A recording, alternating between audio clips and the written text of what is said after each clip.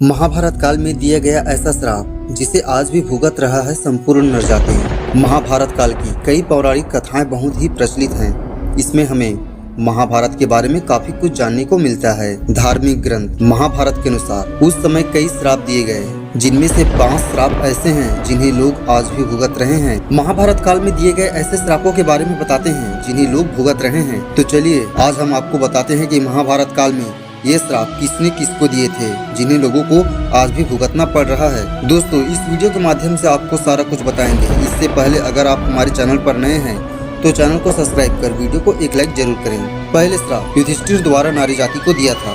महाभारत काल के दौरान कर्ण की मृत्यु के बाद युधिष्ठिर को पता चला कि कर्ण उनका बड़ा भाई था, जिसके बाद पांडवों को बहुत दुख हुआ और उन्होंने कर्ण का अंतिम संस्कार किया।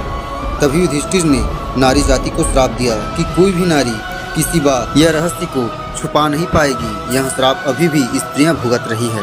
दूसरा श्राप भगवान श्री कृष्ण द्वारा अश्वत्थामा को दिया गया। महाभारत काल में अश्वत्थामा ने धोखे से पांडव पुत्रों को मार दिया था, जिसके बाद भगवान श्री कृष्ण ने अश्वत्थामा का पीछा किया।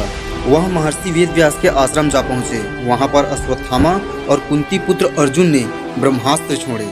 महर्षि वेदव्यास ने दोनों ब्रह्मास्त्र को रोक लिया और वापस लेने को कहा, जिसके बाद अर्जुन ने ब्रह्मास्त्र वापस ले लिया, जबकि अश्वत्थामा ने ब्रह्मास्त्र अभिमन्यु की पत्नी की ओर कर दिया।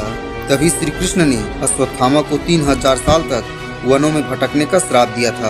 अश्वत्थामा आज भी वनों में भटक रहे हैं। तीसरा श्राप उर्वशी द्वारा अर्जुन को दिया गया था।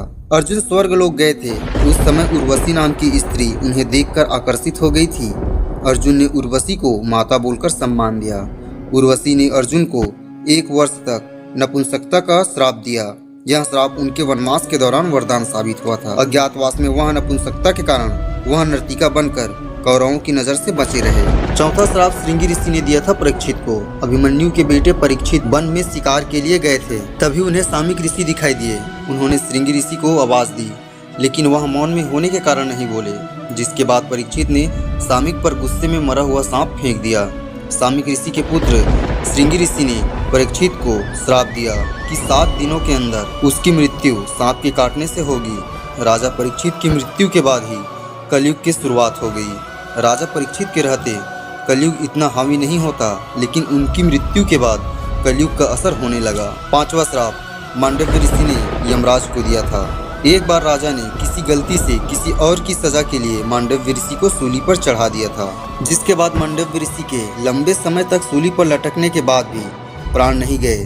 बाद में उन्हें राजा ने सूली से उतार दिया। मांडव्य ऋषि यमराज के पास गए और पूछा कि मुझे किस बात की सजा मिली।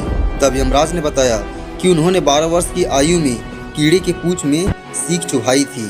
तब मांडव्य ऋषि ने कहा कि इतनी छोटी सी उम्र में किसी को सही या गलत की पहचान नहीं होती। ऐसे में उन्होंने यमराज को शूद्र योनि में दासी के पुत्र के रूप में जन्म लेने का श्राप दिया था और यमराज ने विदुर के रूप में जन्म लिया था। दोस्तों, यह जानकारी आपको कैसा लगा हमें कमेंट में जरूर बताएं, और अगर आप हमारे चैनल पर नए हैं तो चैनल को सब्सक्राइब जरूर कर लें।